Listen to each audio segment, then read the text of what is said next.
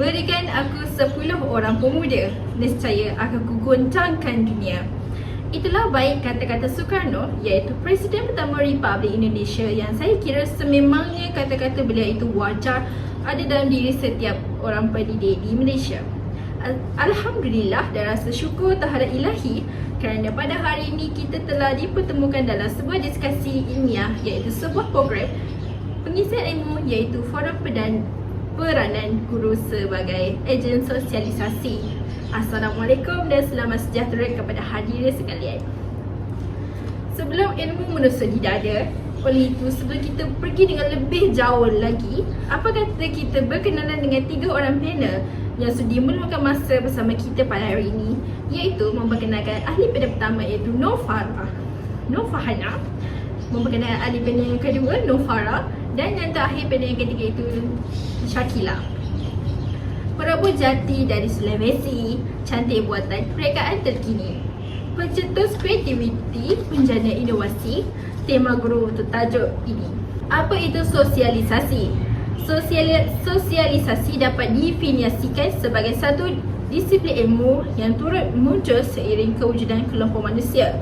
Menurut Auguste Comte 1842, sosialisasi ialah satu bidang ilmu yang mempelajari manusia sebagai makhluk yang memiliki naluri untuk sentiasa hidup bersama-sama dalam satu kelompok masyarakat. Sosialisasi juga dapat difahamkan sebagai kajian sistematik dan saintifik mengenai manusia dan interaksi sosial mereka dalam masyarakat daripada pelbagai sudut, iaitu kata-kata dari Amir Hassan 2006. Oleh itu, saya dapat merumuskan bahawa sosialisasi adalah satu bidang yang tidak dapat dipisahkan dalam kehidupan, kerana sosialisasi ini mampu mengatur hubungan di antara individu dengan individu yang lain. Dalam dunia pendidikan pula, guru menjelaskan sesebuah kurikulum dalam proses pengajaran dan pembelajaran, iaitu PDP, yang merupakan satu tindakan untuk berkomunikasi dan berinteraksi antara satu sama lain. Meskipun begitu, wabak COVID-19 yang melanda Malaysia yang telah menghalang guru untuk menjalankan rutin harian mereka seperti biasa di dalam bilik darjah seperti sebelum ini. Maka, wacana penulisan saya pada hari ini akan memperincikan peranan guru sebagai ejen sosialisasi semasa PDP dan norma baru ini. Cik Farhana, bolehkah Cik Farhana kongsikan bersama apakah fungsi utama peranan guru sebagai ejen sosialisasi? Dipersilakan. Fungsi utama ialah untuk memberi pendidikan dan latihan. Pendidikan dianggap sebagai proses membentuk seseorang manusia yang sanggup berfikir kritis dan mempunyai daya kreatif. Latihan pula bertujuan memberi kemahiran teknikal dan kegiatan psikomotor. Oleh itu, peranan sekolah ialah untuk memberi peluang kepada manusia, khasnya generasi muda, untuk menguasai berbagai-bagai ilmu, pengetahuan dan kemahiran yang difikirkan sesuai. Guru bukan hanya menyampaikan ilmu pengetahuan semata-mata, tetapi juga menanam sikap, nilai dan sasial yang sempurna dan mematuhi peraturan masyarakat. Pada masa kini, masyarakat perindustrian yang maju dalam bidang teknologi sedang mengalami perubahan sosial yang pesat. Guru juga berperanan sebagai ejen perubahan. Pada zaman moden ini, guru adalah dipertanggungjawabkan untuk memberi pendidikan moden, menghasilkan perubahan ke atas kendiri muridnya.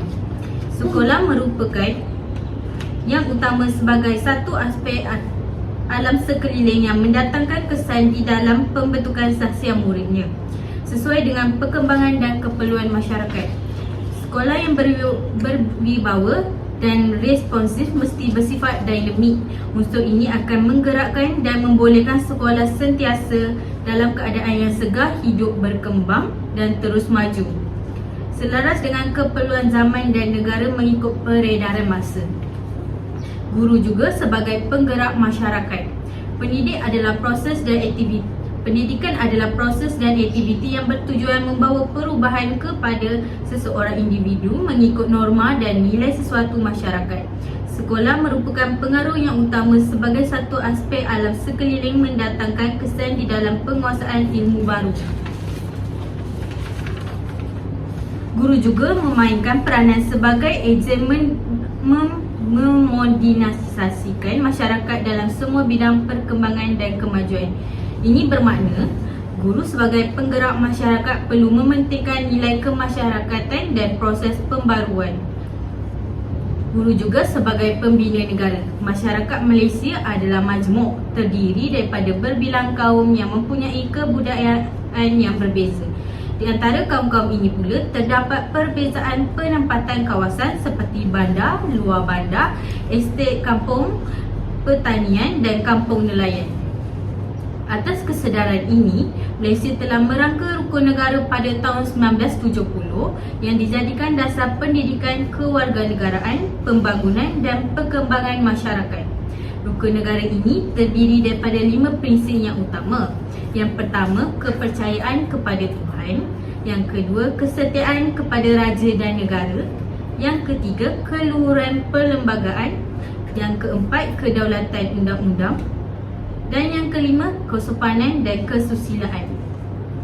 Melandaskan kepada rukun negara ini, Malaysia berazam untuk mencapai perpaduan yang lebih erat di kalangan seluruh masyarakat, memelihara satu cara hidup demokrasi, mempunyai satu cara kebudayaan nasional yang kaya dan berbagai corak, membina satu masyarakat maju yang menggunakan sains dan teknologi moden serta guru sebagai pakar petunjuk. Itu sahaja daripada saya. Sekian, terima kasih. Terima kasih ahli panel. Hadirin sekalian, sebentar tadi dengan jelas sekali penerangan yang diberikan oleh ahli panel sebentar tadi. Hadirin sekalian, apa kata seterusnya kita bertanyakan pendapat ahli panel iaitu Cik Farah mengenai tingkah laku yang positif dalam peranan guru sebagai ejen sosialisasi. Dipersilakan. Terima kasih kepada Puteri. Seterusnya, perkembangan tingkah laku yang positif. Peranan seorang guru sebagai seorang ejen sosial ibarat doktor dan jururawat yang bertindak merawat muridnya. Guru bertanggungjawab dalam memupuk sikap dan nilai,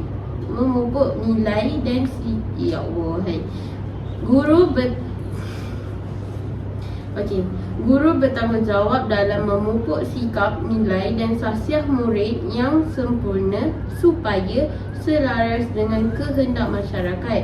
Dalam hal ini, guru memainkan peranannya dengan memupuk nilai-nilai murni seperti belas kasihan, bertolak ansur, bertimbang rasa dan bekerjasama. Anak-anak muda ini amat memerlukan keperluan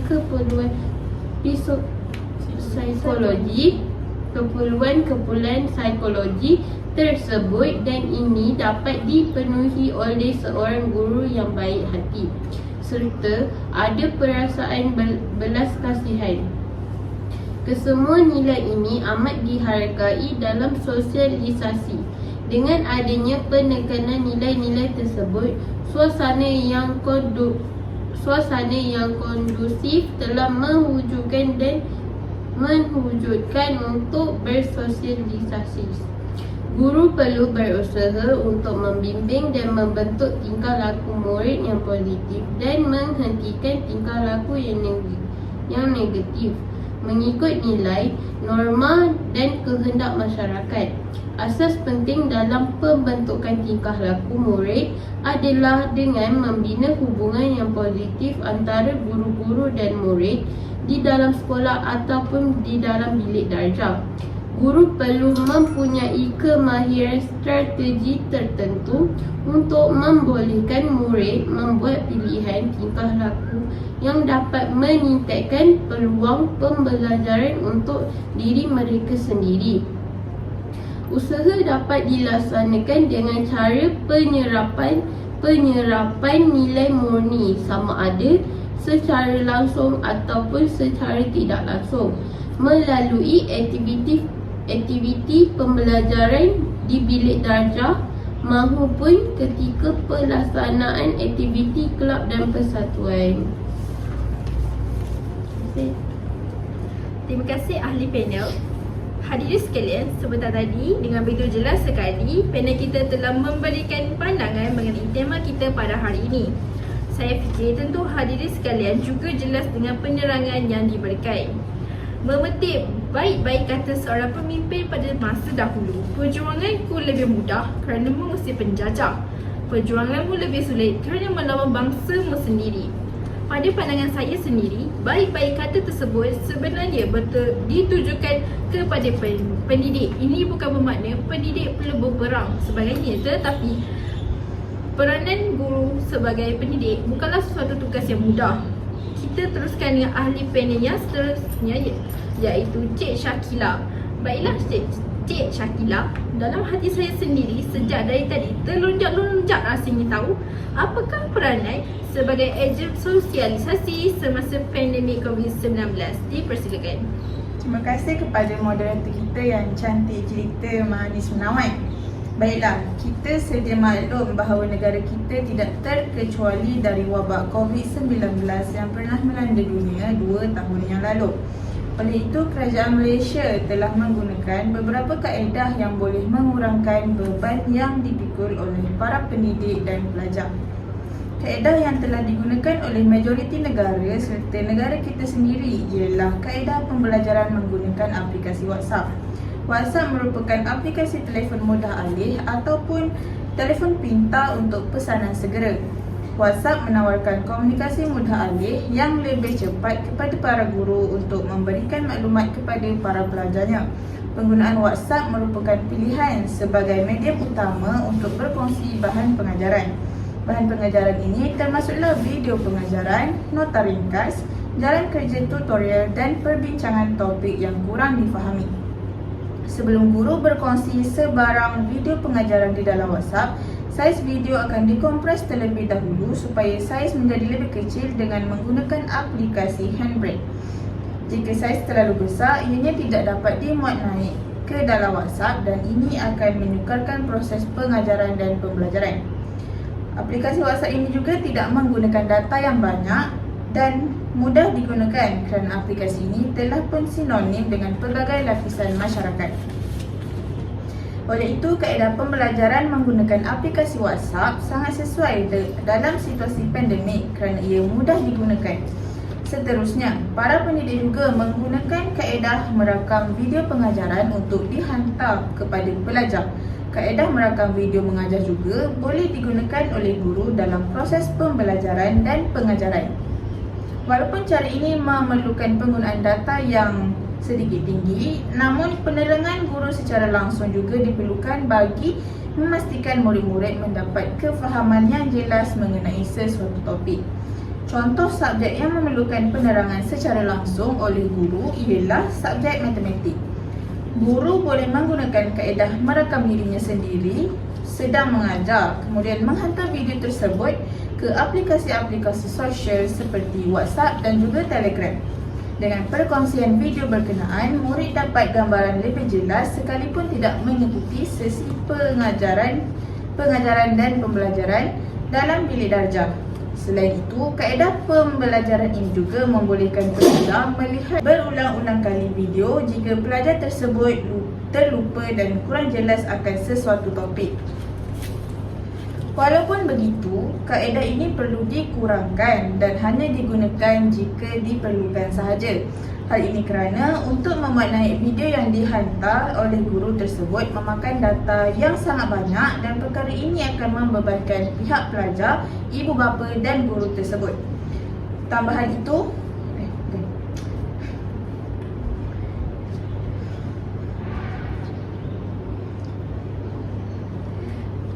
dan yang terakhir sekali, kaedah yang terakhir adalah dengan memberi bahan bertulis kepada pelajar. Sejak pandemik COVID-19 bertapak di negara kita, proses pembelajaran dan pengajaran telah dijalankan secara online. Namun, ianya telah memberikan bebanan kepada pelajar-pelajar yang mempunyai masalah internet, terutamanya pelajar-pelajar yang mendiami kawasan pedalaman. Hal ini telah menyebabkan pelajar tersebut telah ketinggalan dalam pelajaran berbanding dengan rakan-rakannya yang lain. Oleh itu, sebagai seorang ejen sosialisasi, guru perlulah mencari penyelesaian demi menyelesaikan masalah tersebut. Guru boleh menghantar bahan bertulis dan latihan ke rumah-rumah pelajar yang mengalami masalah gangguan internet. Hal ini memudahkan pelajar tersebut untuk belajar sendiri di rumah. Perkara ini sangat penting supaya pelajar yang mempunyai masalah internet tersebut tidak ketinggalan dan terabai pelajarannya. Sekian itu sahaja daripada saya. Terima kasih. Terima kasih Cik Syakila di atas penerangan yang diberikan.